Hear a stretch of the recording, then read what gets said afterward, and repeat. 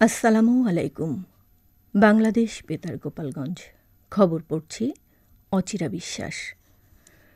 ২০২৪ সালের ১৮ জুলাই বৈষম্য বিরোধী ছাত্র আন্দোলনে শহীদ হন মাদারীপুর সরকারি কলেজের প্রাণিবিজ্ঞান বিভাগের মেধাবী ছাত্র দীপ্ত দে। সেদিন সকালে বাড়ি থেকে বের হওয়ার সময় মাকে বলেছিলেন দুপুরেই বাড়ি ফিরবেন। বাড়ি ফিরেছিলেন ঠিকই, কিন্তু বেঁচে নয়, লাশ হয়ে।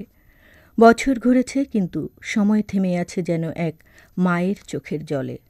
ছেলে নেই, তবুও যেন প্রতিটি নিঃশ্বাসে ছেলের গন্ধ খোঁজেন।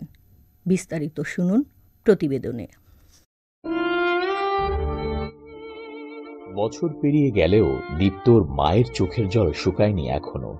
২০২৪ সালের ১৮ জুলাই বৈষম্য বিরোধী ছাত্র আন্দোলনে যোগ দিয়ে শহীদ হন মাদারীপুর সরকারি কলেজের প্রাণিবিজ্ঞান বিভাগের মেধাবী ছাত্র দীপ্ত দে।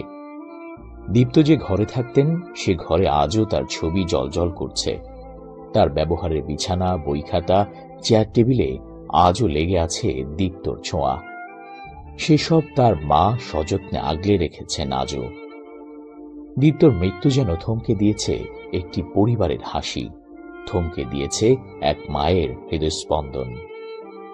১ বছর পার হলেও দীপ্তর মা মনিকা দে ও বাবা স্বপন কুমার দে আজও ছেলের ছবি আঁকড়ে ধরেই কাটান প্রতিটি দিন। বাঁচাও বাঁচাও করলো, সেটাই কেউ একটু দয়া করে একটু নুটাইল না। আমি আর কি চাইব। শহীদের মৃত্যু নেই, তবু দীপ্তের শূন্যতা এখনো প্রতিটি দেয়ালে বাজে নিঃশব্দ আর্তনাদ হয়ে। ডেস্ক রিপোর্ট, বাংলাদেশ বেতার, গোপালগঞ্জ। শরীয়তপুর সদর উপজেলায় গতকাল জেলা প্রশাসক তাহসিনা বেগম ভূমি সেবা সহায়তা কেন্দ্রের উদ্বোধন করেন। এর ফলে জেলায় ভূমি সেবা আরও সহজ হবে বলে মনে করেন জেলা প্রশাসক।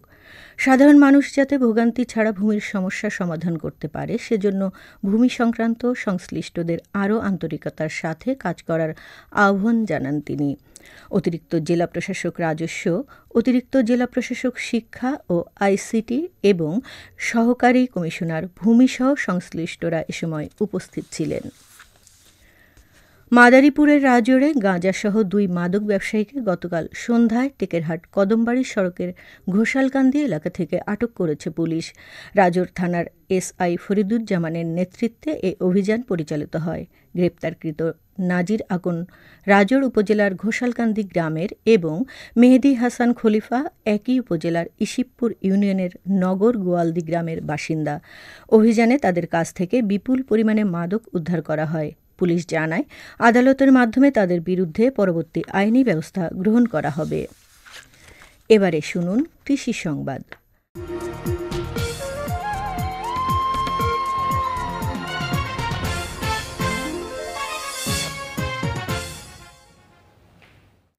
গোপালগঞ্জে চলতি মৌসুমের পাট কাটা শুরু হয়েছে।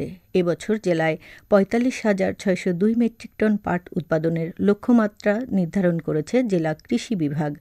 জেলায় চলতি বছরে ১৭ হেক্টর জমিতে দেশি জাতের পাট, ২৩,৩০২ হেক্টর জমিতে তোষা জাতের পাট এবং ৪৮২ হেক্টর জমিতে মেস্তা জাতের পাট আবাদ করা হয়েছে।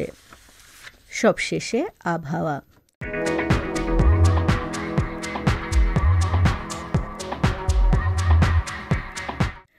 আজ বেলা ১টা পর্যন্ত দেশের অভ্যন্তরীণ নদীবন্দরসমূহের জন্য আবহাওয়ার পূর্বাভাসে বলা হয়েছে, খুলনা, বরিশাল, পটুয়াখালী, নোয়াখালী, কুমিল্লা, চট্টগ্রাম এবং কক্সবাজার অঞ্চলসমূহের উপর দিয়ে দক্ষিণ অথবা দক্ষিণ পূর্ব দিক থেকে ঘণ্টায় ৪৫ থেকে ৬০ কিলোমিটার বেগে অস্থায়ীভাবে দমকা অথবা ঝোড়ো হাওয়া সহ বৃষ্টি অথবা বজ্রবৃষ্টি হতে পারে। এসব এলাকার নদীবন্দরসমূহকে ১ নম্বর সতর্ক সংকেত দেখাতে বলা হয়েছে। খবর শেষ হলো। আমাদের পরবর্তী খবর প্রচারিত হবে আগামীকাল সকাল ৮টা বেজে ৩০ মিনিটে বাংলায়।